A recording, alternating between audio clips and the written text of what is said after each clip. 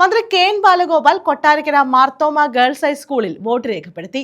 എല്ലാ തരത്തിലുമുള്ള വികസന പ്രവർത്തനങ്ങൾ കേരളത്തിൽ നടക്കുന്നുണ്ടെന്നും പ്രതിപക്ഷത്തിന്റേത് വെറും ആരോപണങ്ങൾ മാത്രമാണെന്ന് ജനങ്ങൾ തിരിച്ചറിയുമെന്നും ബാലഗോപാൽ പറഞ്ഞു.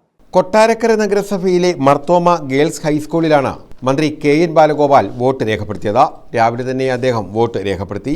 സാധാരണക്കാർക്ക് പ്രയോജനപ്രദമാകുന്നത് മുതൽ വൻകിട മേഖലയിലേക്കുള്ളതുവരെയുള്ള വികസന പ്രവർത്തനങ്ങളാണ് സംസ്ഥാനത്ത് നടക്കുന്നതെന്ന് മന്ത്രി കെ എൻ ബാലഗോപാൽ പറഞ്ഞു.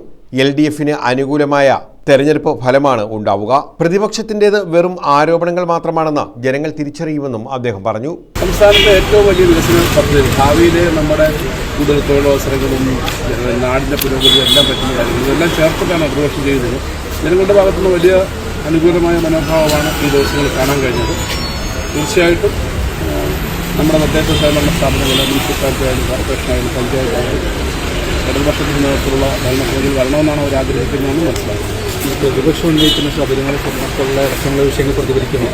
അതുപോലുള്ള കാര്യങ്ങൾ ജനങ്ങൾക്കറിയാം. ഇതിനകത്ത് ഒരു അർത്ഥമില്ലാത്ത കാര്യങ്ങളാണ്. അവർക്ക് വേറൊന്നും പറയാനില്ല. നിയമം ഏറ്റവും ശക്തമായിട്ടുള്ള നിലപാടെടുത്ത് നിയമം സ്വതന്ത്രമായി പോകും. പോലീസും അന്വേഷണം എല്ലാം സ്വതന്ത്രമായി പോകും.